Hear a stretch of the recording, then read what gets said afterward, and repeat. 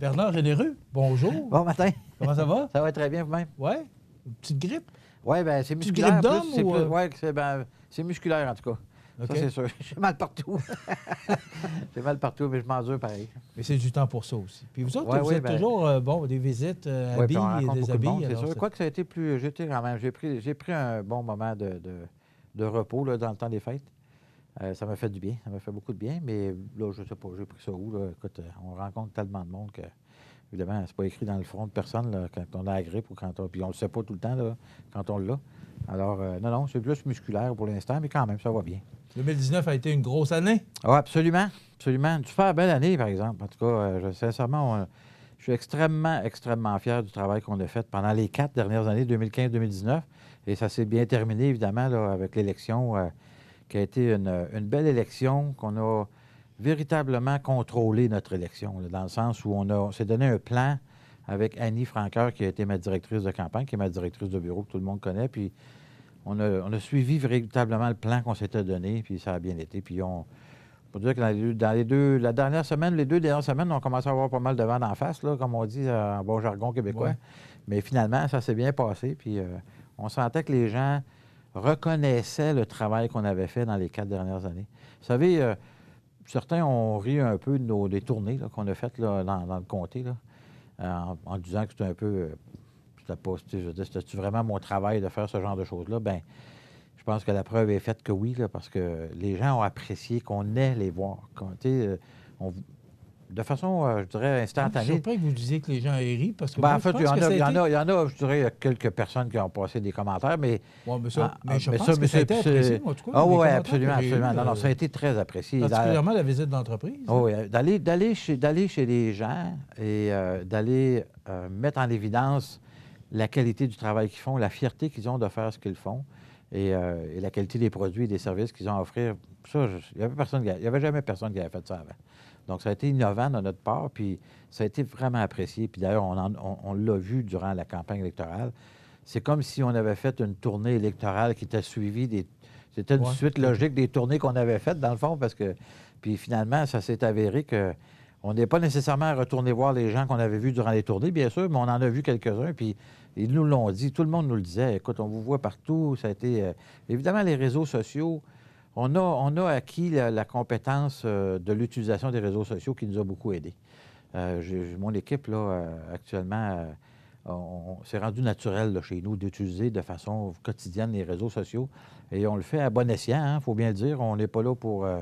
on est là de façon très, très positive. On utilise ce médium-là de façon très positive. Ces médiums-là, et évidemment, toutes nos rencontres qu'on fait avec des médias traditionnels comme vous autres aussi, qui sont très suivis. Plusieurs personnes me parlent de votre émission, d'ailleurs.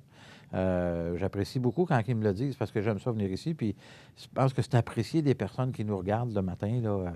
Je pense qu'une fois par mois, c'est parce qu'on est en direct sur la télévision, oui, mais on est également sur notre site en direct également. J'ai vu vos chiffres d'Internet aussi. J'ai vu vos chiffres aussi là, sur la page Facebook de votre titre. Puis moi, je vous suis de toute façon. On vous lit plusieurs fois par jour. Là. On suit l'actualité beaucoup. Alors, puis on suit évidemment tout ce qui se passe dans le comté. Puis Dieu sait qu'on a un grand comté, puis il s'en passe des affaires. D'ailleurs, je m'étais amené des feuilles. C'est ça, je ne sais pas si j'ai le temps, mais en tout cas, je me suis amené des feuilles, mais il y a tellement d'activités. Il va falloir raccourcir les réponses un peu, parce qu'on n'aura pas le temps de toucher tous les sujets. D'abord, plus sérieusement, Bernard, je ne peux pas passer à côté de cette tragédie. C'est le bon mot. Cette tragédie qui est arrivée en Iran. Absolument. Bon, c'est 56 Canadiens qui ont perdu la vie. 57, oui. De quelle façon... Comment vous voyez ça, cette tragédie-là? Comment vous voyez la façon dont traite le gouvernement actuellement? En fait... je pense qu'il n'y a pas 12 000 façons de traiter... Non, en fait, vous savez que l'Iran a soutenu des terroristes dans le passé, ils le font encore. Donc, nous, le Parti conservateur de M. Harper, à l'époque, on avait coupé les liens avec l'Iran, particulièrement pour la prolification de toute la question nucléaire. Donc, ils sont le mauvais garçon de la classe, hein, je ne pas appeler ça de même, ou le mauvais élève de la classe, là, et depuis longtemps. Et je pense que ce qui s'est passé aux États-Unis, aux États-Unis, mais les conflits qu'ils ont avec différents pays, non seulement les États-Unis, mais avec d'autres pays dans le monde, est un peu une résultante de ce qui vient de se passer, malgré que, à mesure qu'on avance actuellement dans l'enquête, là, on est en train de se rendre compte que finalement, c'était délibéré plus que non délibéré.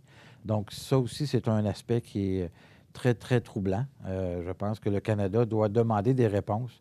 Là, on a des enquêteurs du BST qui sont le Bureau des transports, la sécurité des transports, qui sont sur place, mais on doit aller beaucoup plus loin que ça. Le rapatriement des victimes doit se faire de façon importante. Puis, vous savez, il y a des codes internationaux qui ont été adoptés et l'Iran, encore une fois, fait bande à part, mais je pense qu'ils devront rendre des comptes internationalement à l'ensemble des pays qui ont été touchés par cette tragédie. Il n'y a pas d'erreur avec ça. C'est pas facile de traiter ce sujet-là, mais est-ce que vous trouvez que le gouvernement libéral en place actuellement... Écoutez, il y a différentes façons de voir les choses. Je pense que M. Trudeau a assez bien géré la crise, là, mais je pense qu'on doit aller plus loin que ça encore. Puis, parce qu'on est comme un peu entre l'arbre et l'écorce. On veut bon. Souvent... Il faut faire attention parce que les États-Unis, c'est nos alliés. Oui, mais là, on ne parle pas de frustrer personne. Là, on parle d'avoir des comptes, de rendre des comptes. Puis je pense que le Canada doit mettre son pied à terre pour s'assurer que l'Iran va rendre des comptes. D'ailleurs, il y a eu une rencontre hier avec M. Champagne à Londres, avec l'ensemble des 5 pays qui ont été touchés, pour demander justement qu'il y ait compensation éventuellement aux familles touchées.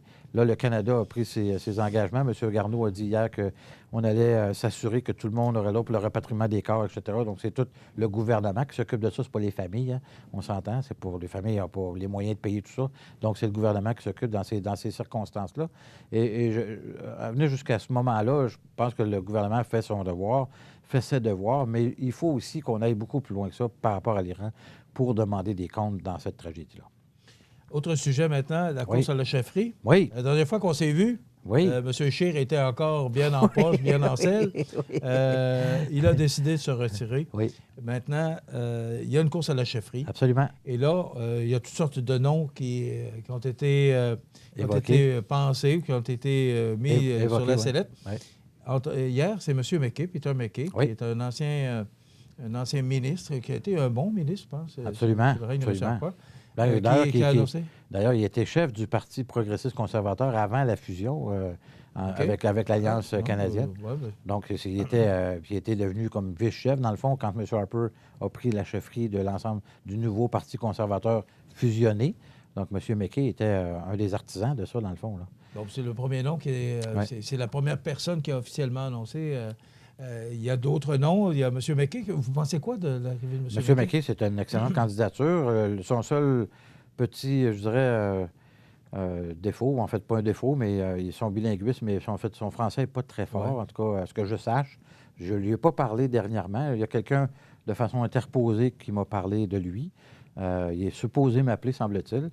Mais, écoute, je pense que tout le monde fait un peu son maraudage, pour ceux et celles qui ont déjà décidé de se pointer potentiellement. Vous savez que il y a plusieurs noms qui ont circulé, sauf qu'il y en a déjà qui ont décidé de reculer parce que les règles mises en place pour pouvoir accéder, le ticket d'entrée, comme on dit, là, est de 300 000 et 3 000 signatures de membres à travers le Canada, minimalement dans 7 provinces. Oui, ils ont mis la barre extrêmement haute. Donc, souvenez qu'à la dernière, on avait 14 candidats, puis ça prenait 100 000 pour rentrer, qui étaient remboursables. Là, on a seulement 100 000 qui est remboursable sur 300 000.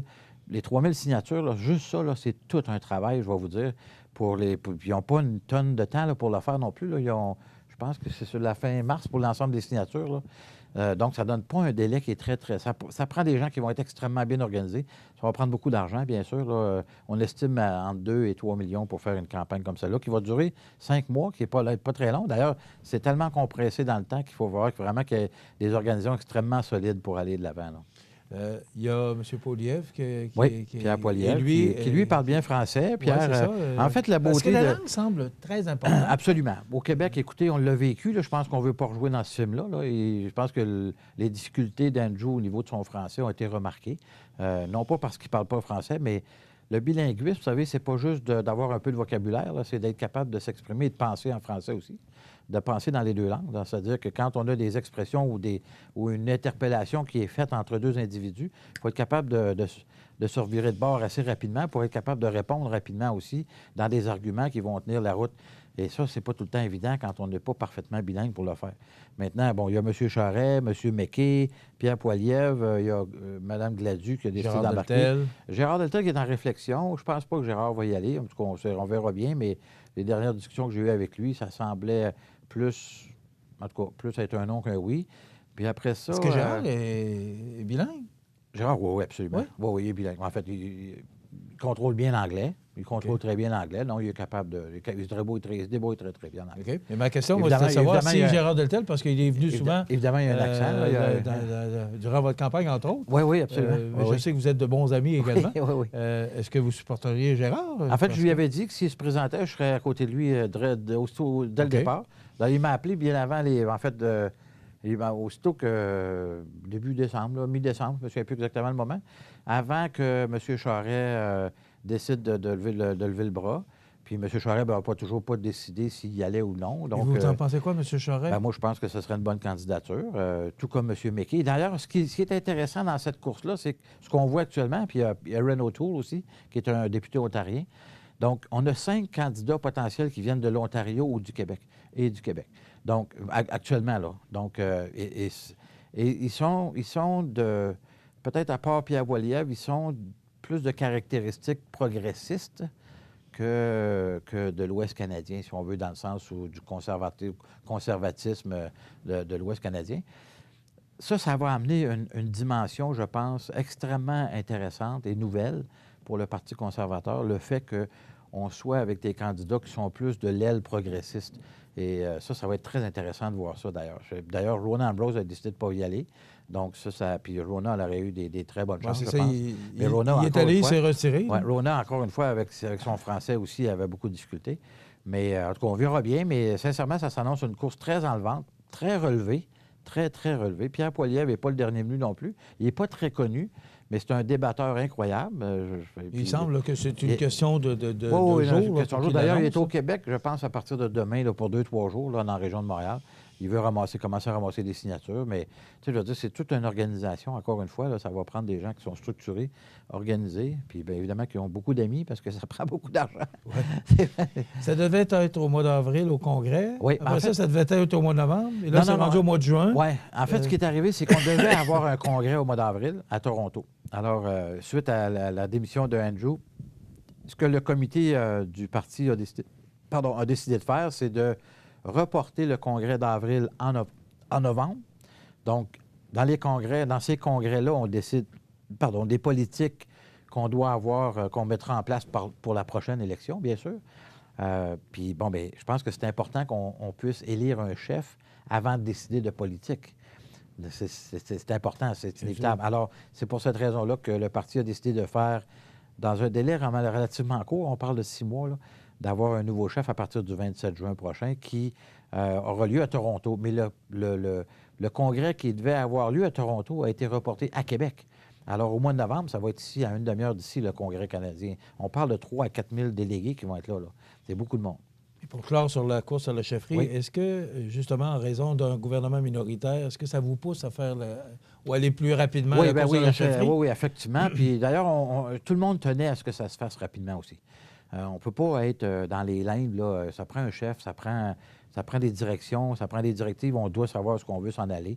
Et je pense que les candidats qui sont en place actuellement, particulièrement potentiellement M. Charest, M. McKay, Marilyn Gladu aussi, qui est une ingénieure, c'est une femme très intelligente, ils vont amener une dimension, je dirais, un peu nouvelle. Tu sais, on a eu toutes les questions sociales, on s'entend, l'ensemble des candidats, c'est pas un problème. On n'aura pas de problème avec ces candidats-là, c'est sûr. Particulièrement au Québec, dans le sens où de tout ce qui est de l'avortement, des mariages gays, etc., ces gens-là sont pro choix, puis on n'a pas de problème. Ça ne reviendra pas sur le tapis. Ça ne reviendra pas sur le tapis. Ça ne sera pas une distraction dans la prochaine campagne électorale, quel que soit celui ou celle qui sera élu. Ceci dit, il y a la question de l'environnement aussi, que la perception des gens, c'est que les partis conservateurs n'ont jamais été assez loin dans l'environnement. Et on est passé d'ailleurs pour des cancres pendant des années, pendant que M. Harper était là. Et pourtant, le seul moment où on a baissé les gaz à effet de serre, c'est sous un gouvernement conservateur avec M. Harper. Et aujourd'hui, les gaz à effet de serre ne diminuent pas au Canada, ils augmentent. Malgré tout ce que M. Trudeau dit qu'il fait, puis qu'il va faire, puis etc., les gaz augmentent. Alors, il faut arriver avec des idées nouvelles, puis je pense que les candidats qui seront en place seront des gens qui peuvent arriver avec des idées nouvelles ou proposer des choses qui vont être intéressantes, puis donner une image différente de ce que les conservateurs ont toujours donné. On a un problème un peu d'image, puis je pense que les chefs ou les candidats à la chefferie qui sont là actuellement ou potentiellement là vont venir changer potentiellement cette image-là. Est-ce que vous en favorisez un plus que l'autre? Pas Parce pour que le vous moment. allez... on voyait M. Blainet hier derrière M. McKay. Est-ce que vous favorisez M. McKay? Est-ce que vous... J'ai pas pris de décision encore. Vous allez Oh, absolument. Non, c'est sûr oui. et certain que je vais en endosser un, mais j'attends encore de communiquer avec chacun. M. McKay ne m'a toujours pas parlé. J'attends de voir. En fait, j'ai communiqué. M. Poilievre va communiquer avec moi. Il faut que je communique avec lui. Puis M. Charest a communiqué avec moi aussi. Donc, tu sais, je vais aller voir l'ensemble des participants, évidemment, qui seront sur la ligne de départ éventuellement avant de prendre une décision. Mais il est sûr que je vais prendre une décision assez rapidement, je pense, parce qu'il faut qu'on... Le temps imparti est assez court. Donc, si je vais être capable de m'impliquer dans la course... On va s'arrêter. Je vais vous laisser prendre votre souffle un peu. Là. On revient sur des sujets qui sont plus régionaux pour la dernière partie. Pas de problème. Alors, on revient avec notre invité dans quelques instants. Alors, on revient avec notre invité, le député fédéral dans Montmagny-Lilek, à Kamouraska-Rivière-du-Loup, Bernard Généreux. Je vous rappelle, j'ai dit que José Soucy serait avec nous en fin, mais on va garder notre député jusqu'à la fin parce qu'il y a beaucoup de sujets. On se voit une fois par mois. Vous disiez tout à l'heure que vous aimez ça venir ici, que les gens vous en parlent. Absolument. Mais c'est une fois par mois. Donc, on vous reçoit une fois par mois, Mme Proulx une fois par mois et le maire de Montmagny une fois par mois, pour toucher les sujets qui nous concernent. C'est important, puis je vous félicite de ce que vous faites. Sincèrement, c'est nécessaire. C'est nécessaire, c'est important qu'on puisse avoir de l'information. Et avec le branle-bas de combat qu'il y a eu un petit peu avant les fêtes concernant les projets à Montmagny, la population veut être informée. La population, elle est aussi informée. Oui, et on joue absolument. Il n'y a pas d'erreur avec ça. Vous savez, Montmagny est choyé. Là. On a une station de télévision, une radio et un journal. Là, donc, les gens sont bien informés. Oui. Justement, concernant ce projet, c'est quoi? Vous en pensez quoi? En fait, moi, je ne veux pas me mêler de ce genre de situations qui sont des situations, je dirais, locales et municipales. Moi, personnellement, je suis un gars de projet. Alors, j'aime... D'ailleurs, j'ai été maire de la Pocatière, puis en 4 ans, on a fait pour 18 millions de projets. Donc, on ne sait pas. Est-ce que le centre Bombardier, c'était sous votre règne? Oui, absolument. C'est moi qui l'ai. Okay, ça a été un des gros projets que vous avez eu. Ça a été le gros projet là, pendant les années où j'ai été maire à la Pocatière. Et il y avait eu avant ça je dirais un délai, je dirais, d'à peu près 3-4 ans de réflexion par rapport à l'ancienne aréna. Donc, ça a été un processus assez lourd. Puis, bon, il y avait eu un PFT qui appelle un programme fonctionnel et technique. Et l'analyse de ce projet-là, quand on est arrivé, nous, on a lu ce document-là, puis on s'est dit, on tourne la page, puis on s'en va. On ne mettra pas 6 millions de dollars dans une vieille Volkswagen. On va se payer une Cadillac, mais on va l'avoir pour les 100 prochaines années. Puis c'est ce qu'on a fait. Puis ça a coûté 13 millions. À l'époque, ça fait déjà 10 ans de ça. C'était en 2009. Alors, mais c'est un bel édifice. Vous avez une salle multifonctionnelle. Absolument, oui. Puis qui vieillit très bien par ailleurs. Hein. Puis d'ailleurs, les gens qui viennent à la Pocatière, moi, je ne suis pas un amateur d'aréna en passant. C'est vraiment, c'est un peu paradoxal, mais c'est moi qui ai fait un aréna qui ne fréquente pas les arénas, ou très peu. Mais en tout cas. Mais pour une ville, c'est essentiel. C'est essentiel. Puis là, bien, ce projet-là, ici à Montmagny, bien, c'est un projet touristique, c'est un projet d'affaires, c'est un projet différent. On peut le regarder de différents angles. Ce coin-là est un très beau coin aussi. Puis l'édifice qui est là actuellement a effectivement besoin de toute façon de réparation. Ça, c'est évident, là. Maintenant, dans quel contexte on doit le faire? Moi, je pense que c'est plus une question de communication. Parce que ça, là-dessus, on venait de le dire tantôt, il faut informer. Les gens ont besoin d'être informés. Quand on a fait le projet à la Pocatière du Centre Bombardier, on a fait 4 séances d'information. C'est nous qui les avons provoquées, ces séances d'information-là, et on a été extrêmement transparents dans tout le processus. Et des évaluations de coûts, l'augmentation des coûts, on prenait les devants pour assurer justement qu'il n'y ait pas de confrontation avec la population. Donc, ça a bien été. Est-ce que vous en avez eu? Non, pas du tout. Il y a eu deux personnes qui ont signé le registre contre le projet. C'était un projet d'emprunt à l'époque qui était de 12 millions, je pense. On se questionne ici à savoir si les gens veulent avoir des projets, parce qu'on a eu la même... En fait, moi, je suis convaincu. La bibliothèque a créé la même situation. Mais je suis convaincu que oui. Puis l'autre projet qui flotte dans l'air potentiellement, c'est le projet de centre multifonctionnel, technique, moi, en tout cas, artistique, multisport, etc. Moi, je vois très bien ça. Regardez, ils ont inauguré hier à Lévis le centre sportif aquatique, je pense. Oui, on en parlait dans les nouvelles, semble que c'est de toute beauté. Ah non, écoutez, c'est des projets. Écoutez, regardez à la grandeur de la façon dont Lévis se développe actuellement. Montmagny est en train de devenir un peu le dortoir de Lévis puis de la région de la Rive-Sud de Québec. Je pense puis toute la question des sports-études des parents, je suis totalement d'accord avec le fait que si on veut garder des gens chez nous, on se doit d'investir dans des projets comme ceux-là pour s'assurer que les gens vont demeurer chez nous. Parce que la facilité de développement... À la Pocatière, actuellement, puis dans le dernier recensement, il reste 4000 citoyens à la Pocatière, 4040. Quand j'étais maire, il y a 15 ans, on était 5000. Alors, il y a 1000 personnes qui sont parties, se sont envolées, là. Donc, sont rendues ailleurs. Mais les gens qui travaillent dans certains édifices, là, comme le collège, le cégep, l'ITA, la Pocatière, ils voyagent de Québec à tous les jours. C'est des professeurs qui viennent gagner 80, 100 000 par année. Ils s'en vont dépenser leur argent à Québec. Ils ne dépensent pas leur argent à la Pocatière. Donc, puis à Montmagny, c'est encore pire. On est à côté de Québec. Donc, les gens voyagent. La mobilité des gens est très, très facile, est très, avec l'autoroute 20, etc. Et de plus en plus facile. Elle est de plus en plus facile. Oui, puis les jeunes, même les jeunes, vont aller dans les cours d'école, tout le monde a des autos. Oui. Alors, on est en région, ça nous prend des autos pour voyager, de toute façon. Là. Alors, inévitablement, cette facilité d'être capable de se mobiliter, la mobilité facilitée comme ça, permet aux gens de se déplacer rapidement. Les élèves, les jeunes qu'on veut garder dans nos écoles, le sport-études est très populaire aujourd'hui. Ça prend des installations sportives pour être capable de faire tous ces éléments-là. Moi, je suis totalement d'accord. D'ailleurs, il y a des subventions pour ces projets-là, autant au fédéral qu'au provincial, et je pense que les villes doivent s'assurer de faire ces projets-là pour garder les gens chez eux. Mais il faut que ça soit fait. Ça envoie un signe positif aussi. Oui, absolument. Ville se développe. Absolument. Puis en passant à Montmagny, quand on remonte il y a comme 15 ans, 20 ans passés, avec toute la question de Bélanger, quand il avait perdu comme 600 emplois, ça a été un choc épouvantable. Mais la Ville s'est super bien remis de ça dans les 15 dernières années. En 2004. En 2004, ça fait 15 ans. Bien, moi, je regarde Montmagny aujourd'hui. Je pense que les Montmagny-Montois peuvent être extrêmement fiers de ce que la Ville est devenue. Puis il y a encore de l'espace pour continuer à grandir, puis à faire en sorte de garder nos familles sur place. Moi, je suis convaincu de ça. Mais il y a une question de communication. Je pense qu'il faut travailler, comment je pourrais dire, en amont de ces projets-là pour s'assurer d'informer la population de nos intérêts, de nos projets, etc. Mais bon, ça fait partie de la vie municipale, ça, je peux dire.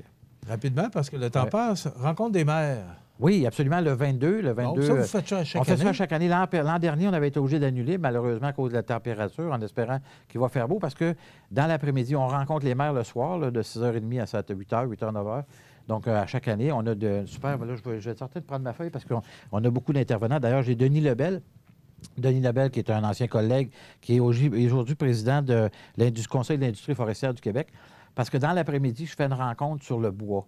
Alors, on a invité tous les intervenants de la forêt, du monde de la forêt, de mon comté, de partout, là, vraiment de Montmagny jusqu'à Rivière-du-Loup, au niveau de la transformation particulièrement et de l'exploitation du bois et de la forêt, parce que les tarifs de surtaxe qu'on a actuellement nuisent beaucoup à notre région et j'ai besoin d'entendre ce que les gens ont. Puis j'ai besoin d'avoir de l'argumentation. Donc, c'est pour ça que je leur ai demandé de venir. On va se rencontrer dans l'après-midi du 22 et le 22 au soir. Denis va être là aussi pour rencontrer les maires, faire un état aussi de la situation. Okay. Donc, après ça, on a Luc Berthold qui va être mon collègue, qui va être là, il est ministre du cabinet Fanton pour l'infrastructure des collectivités. Moi, je suis au niveau du développement économique, donc on va travailler beaucoup ensemble.